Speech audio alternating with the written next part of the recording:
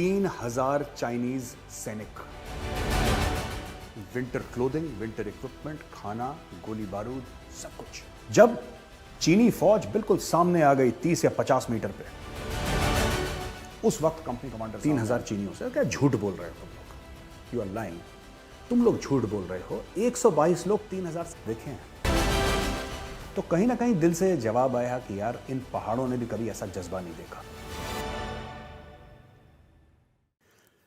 जय हिंद दोस्तों, मैं हूं मेजर गौरवारी और आप देख रहे हैं द चाणक्य डायलॉग्स। दोस्तों, आज एक बहुत खास दिन है मेरे लिए, मेरी रेजिमेंट के लिए, भारतीय सेना के लिए, आप सब लोगों के लिए, और जिनको नहीं पता है उनके लिए भी। और आज अपना ये एपिसोड शुरू करने से पहले मैं 5-7 मिनट लूंगा और बताऊंगा कि आज का दिन खास क्यों है। दोस्तों, आज के दिन 1962 में चुशूल सेक्टर, जहां पे आज भी चाइनीज इंडियन आर्मी के सामने आईबॉल टू आईबॉल खड़े हैं, और आपने सब सुने होंगे ना, ये आपने जगहों का नाम सुना होगा, ये जिसको दौलत बेगोल्डी आपने सुना होगा, दमचौक सुना होगा आपने, गलवान सभी के जबान पे नाम है। यही वाला एरिया, थोड़ा सा और अलग, यही वाला एरिया, पेंगोंग सो लेक, तांगसे जी। 1962 में यहां पे चीनी अंदर घुस आए थे और एक एक करके हमारी पोस्टें गिर रही थी। हमारे जवान, जिनके पास खाने को ठीक से खाना नहीं था, एक्सट्रीम विंटर जिसको कहते हैं, 30-40 डिग्री माइनस में वो विंटर की क्लोथिंग नहीं थी, हथियार कम थे, एम्युनिशन ठीक ठाक नहीं था हमारे पास। उस समय पीएलए, पीपल्स लिबरेशन आर्मी ने अटैक करा, और जैसा मैंने बोला आपको कि एक एक करके हमारी पोस्ट गिरती चली गई, गिरती चली गई, गिरती चली गई। दोस्तों, चाइनीज सामने आए और चुशूल सेक्टर में एक पोस्ट थी, गुरुंग हिल, मगर हिल वगैरह वगैरह, कई जगह कंपनीज वहां पे फैली हुई थी। एक चार्ली कंपनी थी 13 कुमाऊं की। ये कहानी मेरे रेजिमेंट की है, इसलिए मैं आपको ये कहानी सुना रहा हूं। 13 कुमाऊं की चार्ली कंपनी एक पहाड़ के एज पे स्टेशन थी, वो उनकी पोजीशन थी, वो कंपनी वहां पे तैनात थी, और उस जगह का नाम था रेजांगला। ये कहानी रेजांगला की है।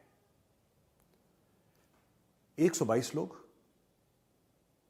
122 सिपाही, और उनके ऊपर उनके कंपनी कमांडर। सामने से हमला करने की तैयारी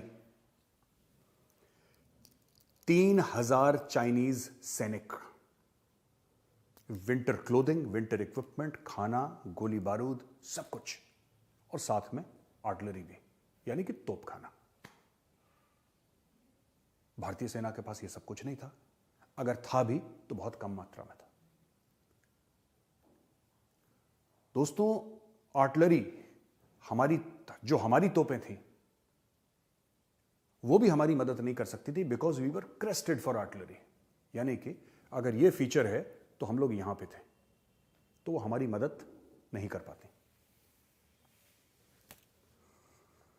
ऐसी सूरत में ब्रिगेड हेडक्वार्टर ने बुलाया, हायर हेडक्वार्टर ने बुलाया, वहां पे 13 कुमाऊं के सीओ साहब भी रहे होंगे, ऐसा मैं एज्यूम कर रहा हूं, मुझे नहीं पता। और जो कंपनी कमांडर था, कंपनी कमांडर को यह बोला कि आप पीछे हटिए, और अगर आप पीछे हट जाएंगे तो जिंदा बच जाएंगे, हो सकता है हम कल फिर लड़ लें चाइनीज के साथ।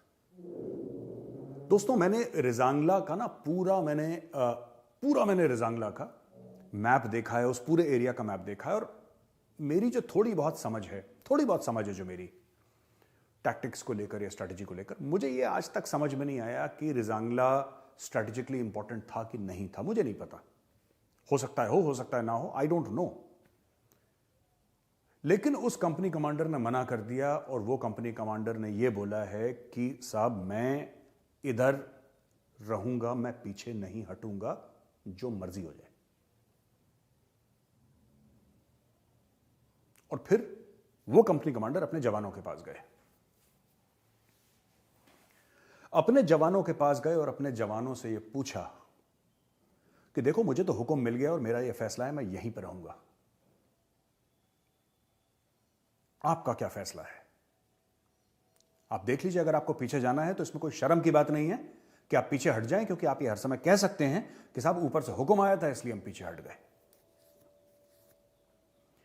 दोस्तों, सारे जवानों ने मना कर दिया।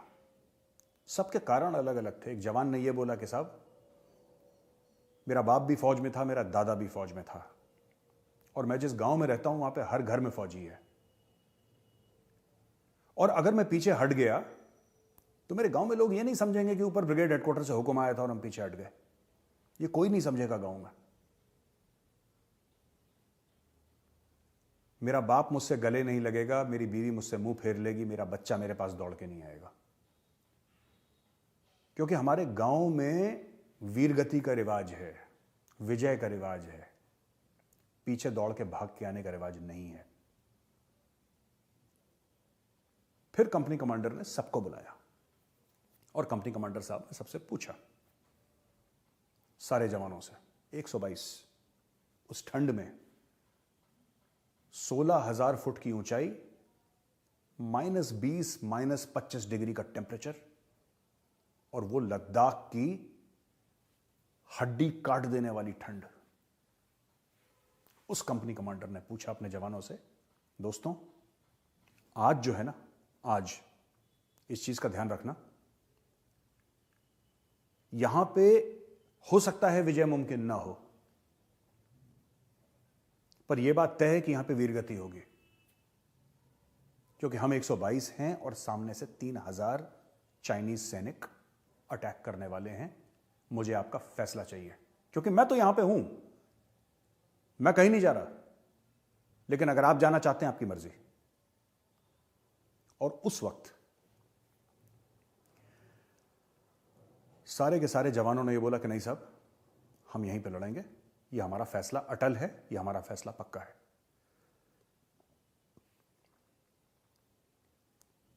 कहते हैं कि 18 तारीख को सुबह, यानी आज की तारीख 18 है, 18 नवंबर की सुबह 3:30-4 बजे जो ओपी था, ऑब्जर्वेशन पोस्ट जो लगी थी, उसने कंपनी कमांडर साहब को आके बोला कि सर, चाइनीज ने एडवांस शुरू कर दिया है, चाइनीज धीरे धीरे आगे बढ़ रहे हैं, धीरे धीरे चाइनीज आगे बढ़ रहे हैं। कंपनी कमांडर साहब ने बोला, नो फायरिंग, नो फायरिंग। साहब 300 मीटर दूर है चाइनीज, नो फायरिंग। 200 मीटर दूर, नो फायरिंग। साहब चीनी फौज हमारे इलाके से सिर्फ 100 मीटर दूर है। और कंपनी कमांडर साहब का वही जवाब था, नो फायरिंग। जब चीनी फौज बिल्कुल सामने आ गई 30 या 50 मीटर पे, उस वक्त कंपनी कमांडर साहब ने आदेश दिया, फायर। और पूरी चार्ली कंपनी ने सारा का सारा बारूद चीनियों के सीने में ठोक दिया। वो जो जगह थी, वो जो पथरीले इलाके से जहां से चीनी फौज ऊपर आई थी, वहां पे चीनी लाशें बिछ गई। चीनियों ने फिर अटैक करा और फिर वही स्वागत उनको मिला, और फिर अटैक करा और फिर अटैक करा। 7 बार चीनियों ने अटैक करा और हर समय उनका स्वागत ऐसे ही हुआ। कहते हैं कि वो जो गलीज थी वो चाइनीज आर्मी की लाशों से भर गई थी, वहां पे पैर रखने की जगह नहीं थी। दोस्तों, उस वक्त कुछ 25-30 लोग बाकी रह गए होंगे, जवान बाकी रह गए होंगे चार्ली कंपनी के। हमारे भी कई जवान वीरगति को प्राप्त हुए। उस वक्त जब हमारा एम्युनिशन खत्म हो गया, गोलियां खत्म हो गई, तो राइफल को पकड़ के हम चीनी फौजियों से लड़े। जब राइफल टूट गई तो पत्थरों से लड़े और फिर नंगे हाथ लड़े।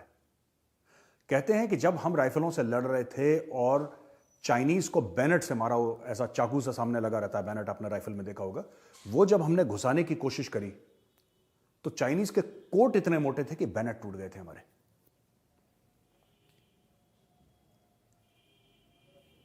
तेरा कुमाऊं की चार्ली कंपनी निहत्ता लड़ी उन चाइनीज फौजियों के साथ जिनके हाथ में ऑटोमेटिक हथियार थे, और धीरे धीरे धीरे करके एक एक करके हमारे जवान वीरगति को प्राप्त होते रहे। उस समय कंपनी कमांडर साहब कभी इस ट्रेंच में जाते, कभी उस ट्रेंच में जाते, कभी यहां जाते, कभी वहां जाते, और सबको यह कहते कि बेटा चिंता मत करो, मैं तुम्हारे साथ हूं, यहां से फायर करो, वहां से फायर करो। इसको लीडरशिप कहते हैं, नेतृत्व जिसको कहते हैं ना।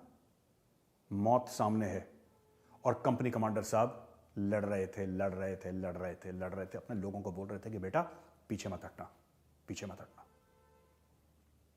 अंत में कंपनी कमांडर साहब को गोली लगी, एक मीडियम मशीन गन का बर्स्ट लगा और कंपनी कमांडर साहब बहुत बुरी तरीके से जख्मी हो गए।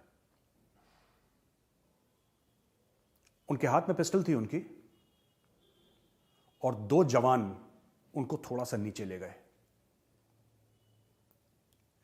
दोस्तों, यह कहानी बहुत अजीब सी है कि जब आप कुछ लोगों को यह बोलें कि अगले 24 घंटे में आप इस दुनिया में नहीं रहेंगे, और लोग कहते हैं कोई बात नहीं, हम लड़ेंगे फिर भी। ये जज्बा कहां से आता है? लोग कहते हैं ना फौजी पैसे के लिए लड़ता है, तनख्वाह तो मिलती है आप लोगों को। मैं उन लोगों को बताना चाहता हूं, कहानी उन लोगों के लिए भी है। कंपनी कमांडर साहब ने दम तोड़ दिया क्योंकि इतनी गोलियां लगी थी यहां तक पूरी। बहुत जबरदस्त बहादुरी से लड़े कंपनी कमांडर साहब, लेकिन अंत में वो वीरगति को प्राप्त हो गए। तो जो दो जवान थे ये भागे भागे गए अपने हवलदार के पास, उसको ये बोला कि साहब ये कंपनी कमांडर साहब तो अब नहीं रहे इस दुनिया में। उस हवलदार को खुद गोलियां लगी थी, और अपनी आखिरी सांस लेते हुए उस हवलदार ने सिर्फ एक बात बोली, बेटा कंपनी कमांडर साहब की लाश दुश्मन के हाथ में नहीं पड़नी चाहिए, ये इज्जत की बात है। और वो जो दो जवान थे जो लेकर गए थे कंपनी कमांडर साहब को, उनकी उम्र क्या रही होगी? 19 साल, 20 साल, 19 साल या 20 साल। उन्होंने कंपनी कमांडर साहब को की बॉडी को ढक दिया बर्फ से और उसके ऊपर लेट गए, ये प्रिटेंड करते हुए झूठी मूठी कि हमें भी गोली लग गई, हम भी मर गए, कि कंपनी, क्योंकि उनको आखिरी आदेश यही मिला था कि कंपनी कमांडर साहब की लाश दुश्मन के हाथ नहीं लगनी चाहिए। खैर, चाइनीज आर्मी हावी हुई, रेजांगला फेल। ये लोगों को, कुछ 4-5 लोगों को पकड़ के चाइना ने प्रिजनर ऑफ वॉर बना लिया, और जब प्रिजनर ऑफ वॉर इनको बना लिया तो फिर एक जो सर्वाइवर थे, मेरी उनसे बात हुई है ना, मैंने उनका इंटरव्यू लिया था, उन्होंने मुझे स्टोरी सुनाई थी कि मैं 2 दिन से भूखा प्यासा था, तो मुझे एक चाइनीज ने बिस्किट दिया, तो मैंने वो बिस्किट खाया। जैसे ही मैं बिस्किट चबा रहा था, मुझे ऐसा ध्यान आया कि ये यही लोग हैं जिन्होंने मेरे साथियों को मारा है, तो मैंने थूक दिया वो बिस्किट, और थोड़े समय के बाद मौका देखते ही चीनियों की कैद से ये भाग गए। एक रात में 114 जवान हमारे वीरगति को प्राप्त हुए, शामिल उनके कंपनी कमांडर। कुछ चाइनीज ने कैप्चर कर लिए और वो चाइनीज कैद से भाग गए और वापस अपने इलाके में आ गए। लेकिन ये कहानी पूरी नहीं हुई दोस्तों, इस कहानी में भी बहुत कुछ बाकी है। इस कहानी में एक बड़ी अजीब सी चीज हुई है। जब आर्मी हेडक्वार्टर और डिफेंस मिनिस्ट्री को पता लगा, तो 2-3 लोगों को सामने पेश करा कि भाई ये क्या बात है, रेजांगला की क्या स्टोरी है, जरा बताओ तो हमें, क्या कहानी है वहां की। तो बोला कि नहीं साहब, ये हम लोग लड़े थे 3,000 चीनियों से। क्या झूठ बोल रहे हो तुम लोग, यू आर लाइंग, तुम लोग झूठ बोल रहे हो। 122 लोग 3,000 से कैसे लड़ सकते हैं? कि नहीं साहब हम लड़े थे, हम विश्वास नहीं करते, तुम्हारा कोर्ट मार्शल हो जाएगा, तुम्हें जेल में डाल दिया जाएगा। झूठ बोल रहे हो तुम लोग, यू आर लाइंग। और फौजी को कभी झूठ नहीं बोलना चाहिए, तुम लोग झूठे हो। कि नहीं साहब हम झूठ नहीं बोल रहे, हम लड़े थे वो लड़ाई, इसलिए हम कह रहे हैं।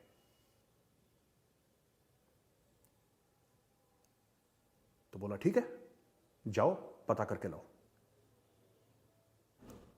तो ब्रिगेडियर साहब को भेजा और साथ में उनकी टीम भेजी, क्योंकि उस वक्त तो बहुत मामला खराब हो चुका था रिजांगला में और जम चुका था पूरा। वो चलने लायक ही नहीं था, इतनी ठंड थी, इतनी बर्फ गिर गई थी कि इंसान का पहुंचना ही नामुमकिन हो गया था वहां पे लगभग। फिर उसके बाद ये आए और ये गए वहां पे रिजांगला, फरवरी या मार्च में गए होंगे 1963, 2-3 महीने के बाद, जब बर्फ थोड़ी गिरना थम गई और it was possible to reach Rezangla, तब ये पहुंचे वहां पे। इनको 114 13 कुमाऊं चार्ली कंपनी के जवान वहां पे वैसे ही मिले, बर्फ में जमे हुए, जैसा इन लोगों ने बताया था डिफेंस मिनिस्ट्री में, जैसा आर्मी हेडक्वार्टर वालों को बताया था। 114 वहां पे जो कंपनी कमांडर साहब थे वो भी मिले बर्फ में दबे हुए। उनके हाथ में पिस्टल थी। एक नर्सिंग असिस्टेंट था दैया, नर्सिंग असिस्टेंट दैया के हाथ में सिरिंज था। जो मोटर वाला था उसके हाथ में मोटर का बॉम्ब था। सब लोग राइफल समेत थे। उनके आसपास उनके हथियार पड़े थे, खाली खोखे पड़े थे। और वहां पे सिर्फ 114 हमारे जवान जो वीरगति को प्राप्त हुए वो नहीं मिले, वहां पे 1300 मरे हुए चाइनीज फौजी भी मिले। 1300 चाइनीज फौजी। 114 ने, यानी कि 122 जो टोटल थे, 114 वीरगति को प्राप्त हो गए, 122 ने 1300 चाइनीज ठोक दिए वहां पे। अब दोस्तों ये तो कारगिल की लड़ाई के बाद हुआ ना कि फौजियों के जो शव हैं उनके घर जाएंगे, तो कारगिल के बाद हुआ। कारगिल से पहले ऐसा कहां होता था? कारगिल से पहले तो ये रस्म थी कि जहां पे वो अगर हिंदू है तो उसका दाह संस्कार वहीं पे कर दिया जाए, सिख है, और मुसलमान है तो उसको वहीं पे दफना दिया जाए और नमाज जनाजा वहीं पे पढ़ दिया जाए। ये तो पहले ये हुआ करता था।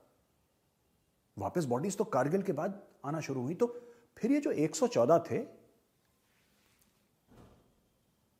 इनको नीचे लाया गया। और जब नीचे लाया गया तो फिर लद्दाख इज अ डेजर्ट, वो तो रेगिस्तान है, ठंडा रेगिस्तान। वहां पे लकड़ी का अब तो थोड़ी हो गई है, उस जमाने में तो कुछ भी नहीं था, घास का तिनका नहीं दिखता था वहां पे। अब अंतिम संस्कार करना है, 114 है, लकड़ी कहां से आएगी? फिर किसी ने बोला साहब एक पुराना स्कूल है यार, एक स्कूल है पुराना, वो स्कूल टूट गया है, सरकार कह रही है नया स्कूल बनाना है, ये स्कूल टूट गया, उसकी छत गिर गई है। तो फौजी गए उस स्कूल में, और उस स्कूल से जो पुरानी बेंच थी, पुरानी कुर्सियां थी, दरवाजे के पल्ले थे, दरवाजे थे, खिड़कियां थी, वो लकड़ियां लेकर आए, क्योंकि टूट चुका था वो स्कूल। और उन 114 वीरों का अंतिम संस्कार वहां पे करा गया उन लकड़ियों के साथ। और जहां पे वो अंतिम संस्कार किया गया आज की तारीख में, वहां पे बैटल ऑफ रिजांगला का जो वॉर मेमोरियल है वो वहां पे है।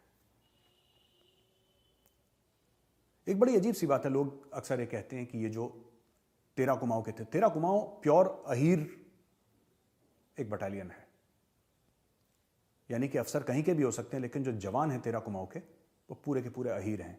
और उसमें से ज्यादातर, सब नहीं, ज्यादातर हरियाणा के थे, रेवाड़ी डिस्ट्रिक्ट के आसपास के हरियाणा में वो थे, वहां के बिलोंग करते थे। तो कई लोगों ने बोला यार ये तो अहीर हैं, इन्होंने इतने ऊंचे पहाड़ कभी देखे हैं क्या अपनी जिंदगी में? ये जो अहीर हैं, इन्होंने कभी इतने ऊंचे लद्दाख के पहाड़ देखे हैं? तो कहीं ना कहीं दिल से जवाब आया कि यार इन पहाड़ों ने भी कभी ऐसा जज्बा नहीं देखा। और वो लोग लड़े और पलटन के लिए, रेजिमेंट के लिए, देश के लिए उन्होंने अपनी जान दे दी। दोस्तों, ज़रूरी था ये आप लोगों को बताना रिजांगला के बारे में कि रिजांगला में हुआ क्या। रिजांगला की लड़ाई जब खत्म हुई उसके 48 घंटे के अंदर चाइनीज आर्मी ने सीज फायर साइन कर दिया। लोग अक्सर ये कहते हैं ना मुझसे कि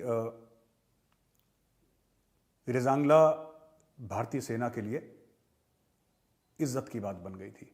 मुझे लगता है ये थोड़ा आगे मामला चला गया रिजांगला। ये सिर्फ बात इज्जत की नहीं थी, ये बात जिद की भी थी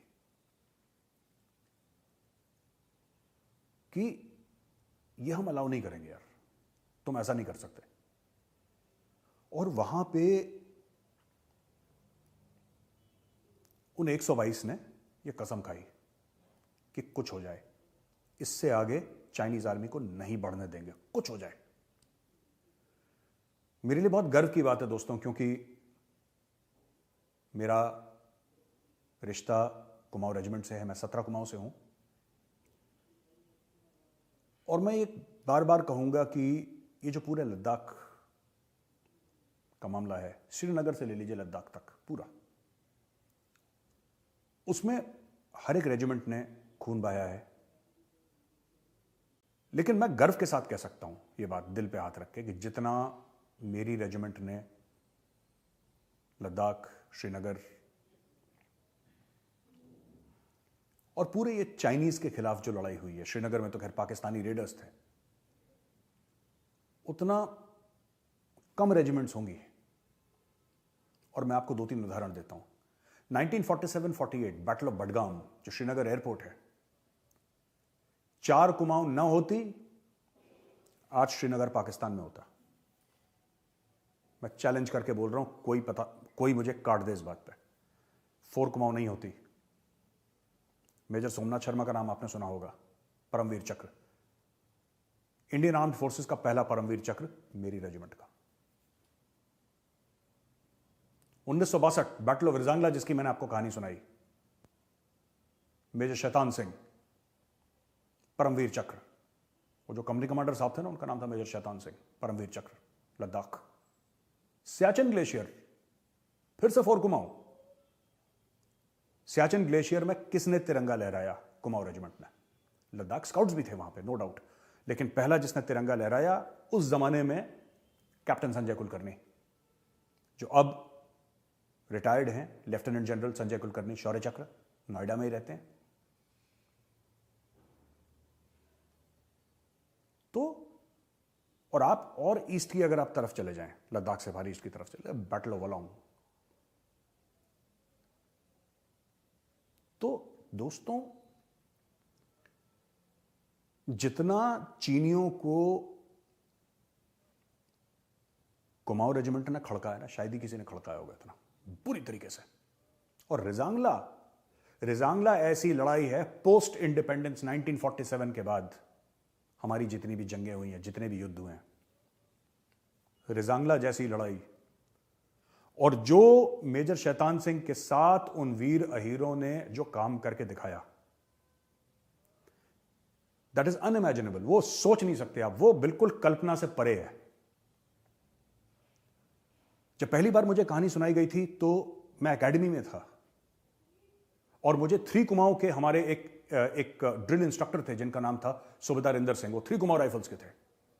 उनको जब यह पता लगा कि मैं कुमाऊं रेजिमेंट में कमीशन होने वाला हूं, मेरा कमीशन 5 मार्च 1994 का है, जब उनको यह पता लगा कि मैं कुमाऊं रेजिमेंट में कमीशन होने वाला हूं 2-3 दिन, एक दिन के बाद, क्योंकि एक दिन पहले गैप होता है, पासिंग आउट परेड के एक दिन पहले कोई परेड की रिहर्सल नहीं होती, उस दिन कुछ काम नहीं होता, सिर्फ मेंटेनेंस होती है। अगले दिन पीओपी होती है, पासिंग आउट परेड। उस दिन उन्होंने मुझे कहानी सुनाई, तब मुझे पता लगा रिजांगला में क्या हुआ था। तो दोस्तों, ये कहानी थी। मैं काफ़ी कुछ नोट्स तैयार करे थे, आपको बताऊंगा कि रशिया में क्या हुआ, यूक्रेन में क्या हुआ, पाकिस्तान में क्या हुआ। आज सवेरे मैं जागा तो मैंने बोला, यार आज का दिन इतना बड़ा दिन है कि नहीं यार, ये यूक्रेन पाकिस्तान को कोने में डालो। आज दिन है मेजर शैतान सिंह का और आज दिन है उन वीर हीरों का जिन्होंने चीनियों की खिड़कियां खड़का दी 1962 में, आज के दिन। ये वीडियो देखने के लिए बहुत बहुत धन्यवाद दोस्तों। जय हिंद, कालिका माता की जय।